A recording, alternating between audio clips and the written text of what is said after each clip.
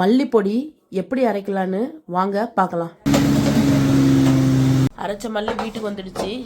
இதுதான் எங்கள் வீட்டில் அரைச்ச மல்லிப்பொடி. ஸோ காலியாக போகுது. அடுத்த பேட்ச் வந்து எங்கள் அம்மா வந்து வறுத்து அரைக்க போகிறாங்க. இது வந்து 1 கிலோ மல்லி. இந்த 1 கிலோ மல்லி இது கூட நிறைய சேர்மானம் இருக்குது. ஃபஸ்ட்டு வந்து மல்லியை வந்து நல்லா வறுத்துக்கலாம். ஒரு நார்மல் பெரிய கடாயில், வெறும் கடாய், எண்ணெயோ தண்ணியோ எதுவுமே படாத கரையை வந்து ஒரு 2-3 பேட்சாக போட்டு மல்லியை நல்லா வறுத்துக்கலாம். இது கூட நிறைய சேர்மானம் இருக்குது தானே? ஓகே, ஃபஸ்ட்டு மல்லியை வறுக்கிறது தான். வறுத்து அரைச்சா தான் நல்லாயிருக்குமோ? ஃபஸ்ட்டு மல்லியை வறுத்துட்ருக்குறாங்க. ஸோ 2வது பேட்சும் நல்லா வறுத்தாச்சு. இங்கே பாருங்கள், பொன்னிறமாக தான். ஃபஸ்ட் பேட்ச் வறுத்து இதுக்குள்ளே கிடக்கு. இது வந்து செகண்ட் பேட்ச். அரைக்கிறதுக்கு கொண்டு போகிற அந்த கைப்பிடி வச்சுருக்கிற பாத்திரம், அதுக்குள்ளே தூக்கி போட்டுடுறாங்க. ஆற வைக்க வேண்டாமா? அப்படியே ஆறிடுங்கள, வச்சுருவாங்க. மெல்ல போடுங்க. சூடான பாத்திரத்திலே 150 சீரகம், அதையுமே வந்து போட்டு வறுத்துடணும். எல்லா பொருளுமே வறுத்து தான் சேர்ப்பாங்க. பாருங்க, இது எல்லாமே வறுத்து அந்த பாக்ஸ்குள்ளே நம்ம போட்டு மொத்தமாக அந்த பாத்திரத்தோடு அரைக்க கொடுத்துருவாங்க.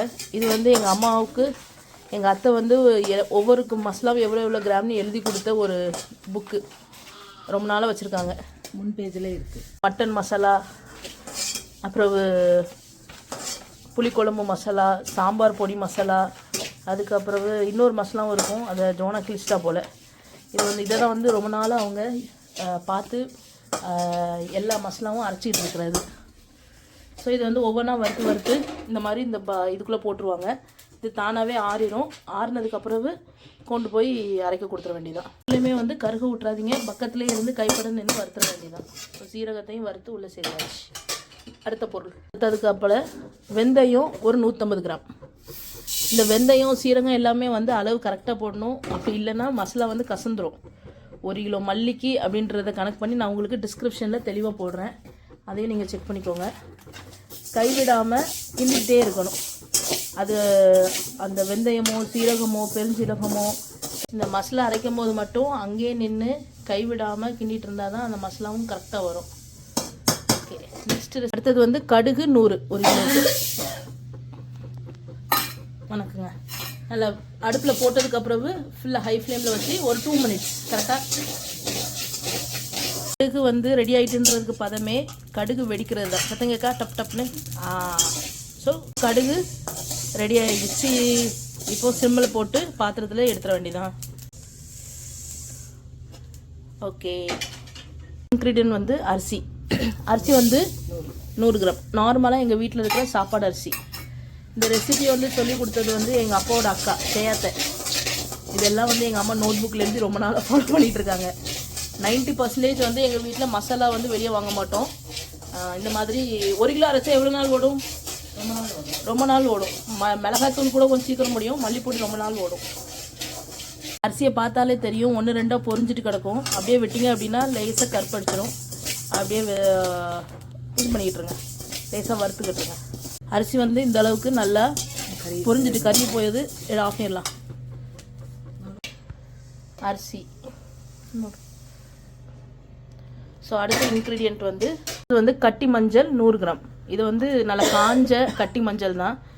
மஞ்சள் தூளும் போடலாம், பட் இது போட்டால் இன்னும் நல்லாயிருக்கும். 100 பெருஞ்சீரகம், அதையும் நல்லா வணக்கிக்கலாம். பெருஞ்சீரகமும் வந்து லேசாக நம்ம சீரகம் மாதிரி பொரியும். இந்த பெருஞ்சீரகம் ஒன்று லேசாக வாசம் வரும். நம்ம அப்போவே ஆஃப் பண்ணிட வேண்டியதான். பொருள் கூட நம்ம பெருஞ்சீரகத்தை சேர்த்துட வேண்டியதான். இது கூட 50 கிராம் மிளகு.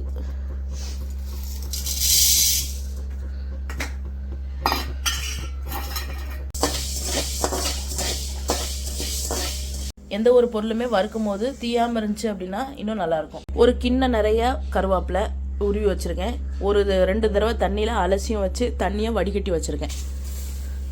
அந்த கருவேப்பிலை இந்த தண்ணியெல்லாம் பதம் வற்றி ஒன்று ஒன்றா அப்படி பிரிஞ்சு கிடக்கு. இனிமேல் இதை தட்டில் அப்படியே காய வச்சிட வேண்டியதான்.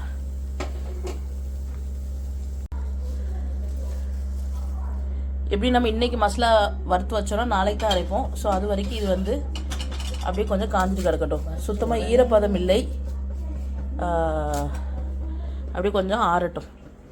கட்டி பெருங்காயம் நம்ம கட்டியாக கிடைக்கும், அதை வந்து சிசரை வச்சு சின்ன சின்னதாக கட் பண்ணிவிட்டு கொஞ்சமாக எண்ணெய் ஊற்றி காயத்தை பொரிய வைக்கணும். ஒரு பாத்திரத்தில் எண்ணெய் ஊற்றிட வேண்டியதான். எண்ணெய் நல்லா சூடாயிட்டு காயத்தை பொரிய போட்டுடலாம். காயம் ஒன்று வறுத்து போடுறது கிடையாது, பொரிஞ்சு போட்டால் தான் நல்லா அரைப்படும். அதை வறுத்தா வந்து இந்த சீஸ் மாதிரி பிசு பிசுன்னு ஒட்டிக்கணும். இது வந்து வடகு மாதிரி எண்ணெயில் பொரிச்சு போடணும். பெருங்காயம் பொரிஞ்சிட்டு இதையும் ஆறுனதுக்கு பிறகு இதோட இப்படி சேர்த்து போட்டுற வேண்டியதான். கொஞ்சம் ஆறட்டும், சூடாக இருக்குது. ஸோ இதெல்லாம் சேர்த்து பக்கத்தில் இருக்கிற மில்லில் போய் நம்ம அரைச்சிட்டு வந்தோம் அப்படின்னா மல்லிப்பொடி மேக்ஸிமம் எங்களுக்கு வந்து இது இந்த 1 கிலோ எப்படியும் ஒரு 6-7 மாதத்துக்கு மேலே வரும் இருக்கும். நம்ம எல்லாமே வறுத்து அரைச்சிக்கிறதுனால சீக்கிரம் கெட்டும் போகாது. ஸோ இந்த மாதிரி நீங்களும் வீட்டில் செஞ்சு பாருங்கள். நான் இதோட எல்லா டீட்டெயில்ஸுமே வந்து டிஸ்கிரிப்ஷனில் போடுறேன். இன்கேஸ் என்னால் இது செய்ய முடியாது அப்படின்னா உங்களுக்கு வேணும் அப்படின்னா கீழே கான்டாக்ட் டீட்டெயில்ஸும் போடுறேன், நீங்கள் ஆர்டர் கூட பண்ணிக்கலாம். ஃப்ரெஷ் பேட்சாக உங்களுக்குன்னு அரைச்சி அனுப்பி விட்றோம். ஸோ வாங்க இப்போ மில்லில் கொண்டு போய் காய் நல்லா ஆயிடுச்சு. இங்கே பார்த்தாலே தெரியும் மொறு மொறு மொறுன்னு, இந்த முறுக்கு மாதிரி மொறு மொறுன்னு இருக்கும். இது கூட கருவேப்பிலையும் உள்ளே சேர்த்துட்டுமா? கருவேப்பிலையும் உள்ளே போட்டுற வேண்டியதான். போட்டு மில்லில் போய் நம்ம அரைச்சி அரைக்க வேண்டியது. கருவேப்பிலை ஒரு 2 கைப்பிடி. வாங்க மில்லில் போய் அரைச்சிட்டு வரலாம். அரைச்ச மல்லி வீட்டுக்கு வந்துடுச்சு. பாருங்கள் எந்த அளவுக்கு நைஸாக அரைச்சிருக்காங்க அப்படின்னு. ஸோ இது வந்து எங்கள் ஊரில் அரைக்கிறதுக்கு 1 கிலோக்கு 30 ரூபா அப்படின்னாங்க.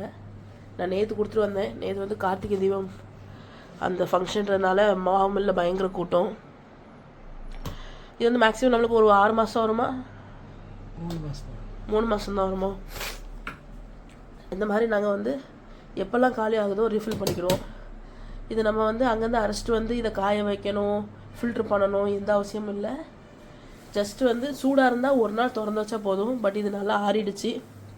நல்லா மூடி வச்சுட்டு தேவைக்கு ஒரு பாக்ஸ் எடுத்து நம்ம யூஸ் பண்ணிட்டோம்னாலே போதும். இந்த மாதிரி வீட்டில் ஹோம்மேடாக பண்ணுற மல்லி, அப்புறம் மல்லிப்பொடி, அப்புறம் வத்தல் பொடி இந்த மாதிரி வேணும் அப்படின்னா கீழே கமெண்ட் பண்ணுங்கள். பர்சனல் ரெக்யர்மெண்ட்டில் உங்களுக்கு கண்டிப்பாக பண்ணித்தரேன். கீழே வந்து நான் வந்து என்னோடய நம்பர்ஸ் எல்லாமே கொடுத்துருக்கேன், ப்ளீஸ் செக் அவுட் பண்ணிக்கோங்க.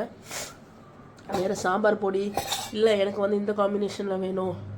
சில பேர் வந்து மல்லிப்பொடியும் வத்தப்பொடியும் சேர்த்தே அரைப்பாங்க, இது கூடவே இன்னொரு 1 கிலோ வரமிளகா சேர்த்து.